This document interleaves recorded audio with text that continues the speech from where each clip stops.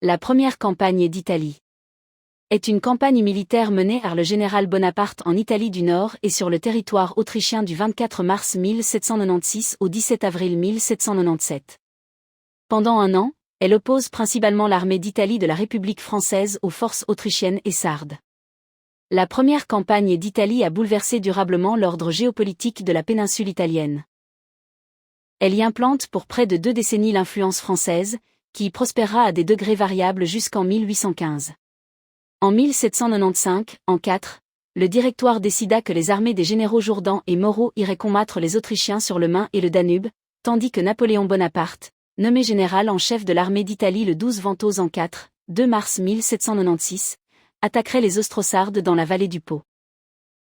L'armée d'Italie, mal équipée et mal nourrie, avait pour mission de battre les forces autrichiennes en Lombardie et influencer, voire rançonner, les États italiens, et plus particulièrement la République de Gênes, pour obtenir d'importants subsides destinés à faire face à la crise des assignats.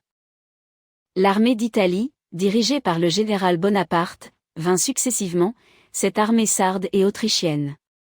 De 1796 à 1797, elle conquiert l'Italie et l'Empire d'Autriche doit abandonner non seulement l'Italie, mais aussi la rive gauche du Rhin, où les Autrichiens ont pourtant tenu le front rhénan. Les victoires de Bonaparte poussent le royaume de Sardaigne, puis l'Autriche à se retirer de la première coalition, qui est ainsi dissoute. On l'appelle couramment « Première campagne d'Italie ». Pour la distinguer de la deuxième campagne d'Italie, menée 2 ans après la fin de la première, également par Napoléon Bonaparte devenu premier consul. La bataille de Milzimo, Cossaria, le 13 avril 1796. La principale difficulté de la campagne consistait dans la disjonction des armées sardes et autrichiennes avec, ensemble, 70 000 hommes, la première, commandée par Giovanni Provra et Colli, et l'autre par von Beaulieu et Argenteau. Ce but fut atteint par une manœuvre savante et inattendue. Napoléon Bonaparte fond d'abord avec toutes ses forces sur Argenteau qui commandait le centre de l'armée ennemie située à Montenotte le 12 avril, 23 Germinal, victoire des généraux Masséna et La Harpe sur Argenteau, et le rejette sur Dego et Sassello. Pour les séparer, il culbuta l'armée adverse à la bataille de Milzimo le 13, 24 Germinal, victoire de Augereau sur le corps de Provra. Beaulieu, apprenant les désastres du centre, se retire avec précipitation sur Acqui. Provra est fait prisonnier à Cossaria. Bataille de Dego, 1796. Napoléon Bonaparte s'efforce d'empêcher la réunion des armées autrichiennes et sardes. La prise de la position de Dego par les Français leur permettrait de contrôler la seule route par laquelle les deux armées pourraient faire leur jonction. Les 14 et 15 avril, les Français prennent et conservent le contrôle de cette position. Combat de Pedagera. Le 15 avril, Augereau occupe la zone de Montezemolo évacuée dans la nuit par les Autrichiens. Le 16 avril, Colli a fait évacuer ses troupes de la ville de Seva, en contrebas de la forteresse, et du camp retranché qu'il a établi sur ses hauteurs. Augereau se porte sur le camp retranché de Seva et engage le combat sur la gauche. Au terme de quelques heures de combat, il est contraint de se replier. La 84e demi-brigade du général Dommartin se porte sur les hauteurs en face des redoutes d'où elle soutient la retraite des troupes commandées par le général Joubert. Plusieurs morts et blessés. Avisé de cet échec dans la nuit du 16 au 17, tranquillisé par ses reconnaissances du côté autrichien, Bonaparte transporte son quartier général de Carcar à Milzimo et prescrit une série d'ordres. La Harpe relèvera à Dego la division Masséna. Masséna marchera sur Montmarcaro. Dujar préparera les batteries au siège de Seva. Bataille de Mondovì. La bataille de Mondovì eut lieu le 21 avril 1796 entre l'armée française de Bonaparte, contre ce qui restait des troupes du royaume de Sardaigne déjà défaites dans les précédentes batailles de Montenotte, Milzimo et Dego sous les ordres du général Colli. Ces divers combats qui durèrent 6 jours, eurent pour résultat la prise de 40 pièces de canon, la mise hors de combat de 12 000 Autrichiens, la possession des forteresses de Coni, de Seva, de Tortonelle, d'Alexandrie, l'occupation presque totale du Piémont, évacuée par les Autrichiens, ce qui mit le roi de Sardaigne dans la nécessité de demander la paix au gouvernement de la Première République française. Les Sardes, effrayés, demandèrent un armistice le 26 avril, c'est Floréal. qui fut signé à Cherasco. Manœuvre de Lodi. L'armistice de Cherasco met les forces sardes hors jeu seulement le temps nécessaire au texte d'atteindre Paris, y être discuté et en revenir avec la décision du Directoire, c'est-à-dire entre 25 jours et un mois. L'objectif du général Bonaparte consiste à chasser les Autrichiens hors de Lombardie, ce qui contraindra le roi de Sardaigne isolé à accepter les conditions de paix du Directoire, aussi lourdes soient-elles, et sortira définitivement cet acteur du conflit. Après leur défaite de Montenotte et d'Ego, les Autrichiens se sont retirés au-delà du Pô, au point de passage de Valenza.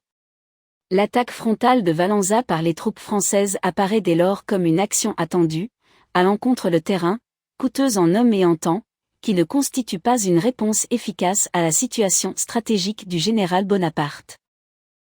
Il imagine lui substituer une manœuvre sur les arrières adverses, qui en franchissant le Pô par surprise à Plaisance, tourne le dispositif autrichien et ne rencontre pas d'obstacle sur la route de Milan.